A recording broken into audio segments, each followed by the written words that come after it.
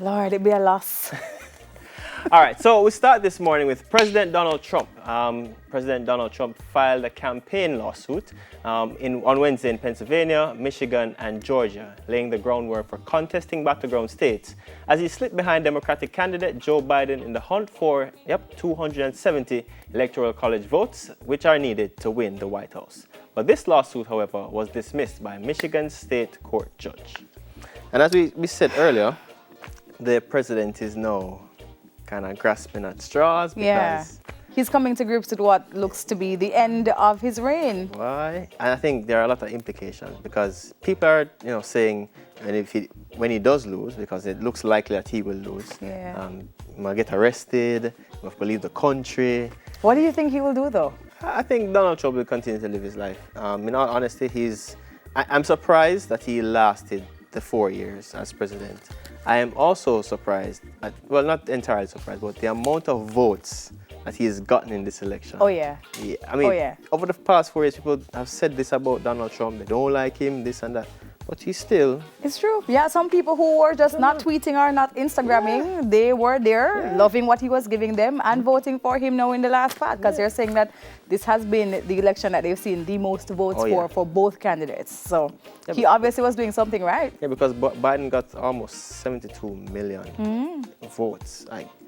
Just think about that. In the history, they were saying today, in the history of elections, that has never happened before. So. What I mean... everybody has asked my opinion. I'm not really paying much attention to it because there's so much going on in my own home country that I have to be mindful of what's happening here. There's an election today. There's an election today. Oh yeah, there's an election today. So we have to be thinking about all of that. So whatever the outcome, I'm just hoping that it's for the best. Yeah. Well, all the best to them. Minister of Culture, Gender, Entertainment and Sports, Olivia Grange, has announced a new venue, a venue change for the Kingston viewing of the body of the late reggae legend Toots Hibbert. The viewing will now take place on Friday, November 13, at the National Indoor Center instead of the National Arena. And people are very happy for this clarity in where to go to say farewell to such a big, iconic legend, and losing him was heartbreaking, to say the least. And it's always when someone passes on that people really appreciate them fully. And it's a sad thing to say, but you don't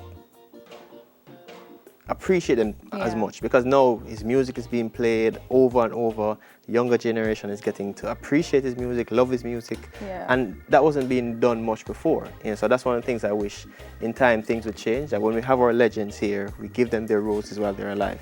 I know Toots got all the honors, but it's always sad to lose someone of that magnitude. But, we never see it coming in, because even we saw him performing for JCDC Festival Song Competition, he looked good, he looked strong, the man was skipping him to style, so losing him was heartbreaking. Yeah, and that's how life is sometimes, unexpected.